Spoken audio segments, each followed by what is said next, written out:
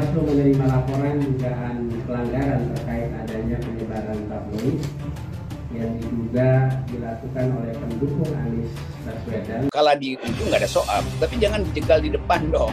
Seluruh isi pemberitaan yang ada di dalam tabloid tersebut diduga mengkampanyekan Anies Baswedan. Anies Baswedan buka suara soal laporan yang dilayangkan atas dirinya kepada Badan Pengawas Pemilu atau Bawaslu. Laporan itu dilayangkan oleh Koordinator Nasional Sipil Peduli Demokrasi terkait dugaan pelanggaran aturan kampanye pada Selasa 27 September 2022. Bagaimana politik yang dimainkan oleh musuh-musuh Islam, sehingga kalau kita tahu langkah mereka, kita akan melakukan langkah-langkah untuk mengkanter dan melawan kejahatan politik mereka. Kami yang berjuang, kaum muslimin yang menginginkan, para ulama yang berharap ada lidah-lidah orang-orang susah yang tak berdosa selalu mohon minta kepada Allah. Subhanallah walhamdulillah wa la ilaha illallah.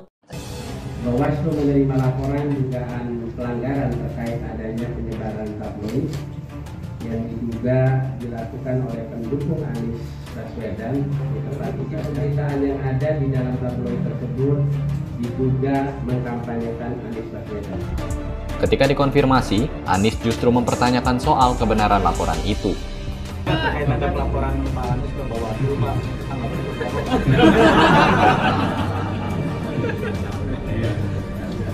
Emang ada laporan itu? Ada Pak baru, Pak.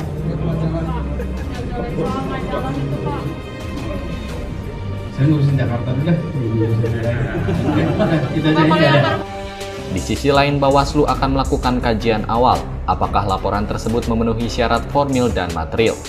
Lepas kita suka apa tidak suka, kita kritik Anies atau kita puji, tapi dia berhak untuk menikmati kebebasan dia dalam upaya mengeksplorasi potensi dia menjadi presiden.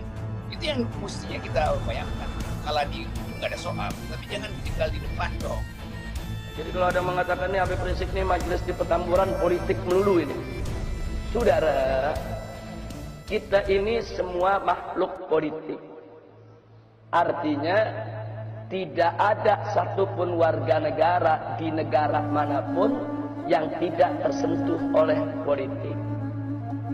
Ima dia menjadi pemain politik, ima dia menjadi komoditas politik, ima dia menjadi korban politik. Nggak ada nggak tersentuh politik deh. Buktinya bagaimana? Mari kita lihat. Kita warga negara. Saya tanya, wajib tidak tunduk kepada undang-undang? Kalau melanggar undang-undang di penjara gak? Di penjara. Saya tanya, undang-undang siapa yang buat? DPR. DPR lembaga politik bukan? Itu keputusan politik sudah. Anggota DPR musyawarah membuat undang-undang, diambil keputusan, undang-undang itu diberlakukan kepada setiap negara. Itu keputusan politik. Jadi siapa bilang kita ini bisa terlepas dari politik? Nggak bisa, saudara. Makanya salah kaprah. Saudara, kalau ada mengatakan, saudara ngaji-ngaji, kita nggak usah bicara politik. Kalau kita nggak bicara politik, nanti para bajingan yang main politik, saudara. Kalau umat Islam tidak berpolitik, nanti yang berpolitik itu koruptor, bajingan, orang kafir, saudara, orang-orang yang akan ngerjai kita semua. Nggak bisa. Sekarang umat Islam jangan berpolitik, umat Islam jangan bicara politik. Akhirnya umat Islam pada bodoh soal politik, saudara. Kiai nggak ada mendekat ke politik, habaib nggak ada mendekat ke politik.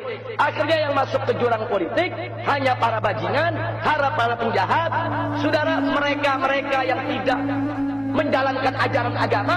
Akhirnya mereka yang buat undang-undang, mereka yang buat keputusan, mereka yang buat aturan, kita yang mesti melaksanakan. Jangan, kalau kita nggak mau berpolitik praktis, silakan. Tapi jangan sampai mengatakan, saya nggak mau bicara politik sama sekali. Nggak boleh, saudara. Nggak boleh. Kalau Anda tidak berpolitik, saudara, Anda akan jadi komoditas politik. Berapa banyak majelis-majelis taklim menjadi komoditas politik, saudara? hanya dijadikan sekrup oleh partai politik. Begitu lagi pilpres, begitu lagi pilkada, bantuan diberikan kepada berbagai macam majelis-majelis taklim untuk dukung calon ini, dukung calon itu, dukung partai ini, dukung partai itu. Itu namanya komoditas politik. Hanya diperalat kok, cuma dijadikan sekrup kok. Tanpa majelis-majelis taklim tadi, saudara, kau punya hak untuk menentukan siapa calonnya. Cuma dijadikan sekrup untuk memperkuat orang lain. Maka itu kita katakan di sini khususnya kepada generasi muda yang punya bakat politik, masuk politik. Tapi ingat, kalau Anda mau jadi politisi, kalau Anda mau jadi pemimpin di negeri ini, dari mulai Anda muda, dari mulai sekarang, jangan melakukan suatu pekerjaan yang akan menyulitkan Anda di masa depan. Jangan mencuri, jangan berzina, jangan menenggak minuman keras.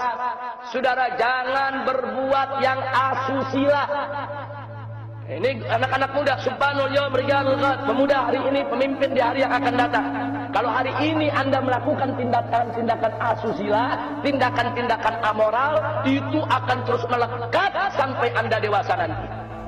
Dan bahaya kalau Anda punya segudang kekurangan, segudang celah, segudang kejahatan, jangan terjun di politik. Berbahaya. Kenapa? Sebab kejahatan Anda, kebijakan Anda, keburukan Anda akan dijadikan alat oleh musuh untuk memeras Anda.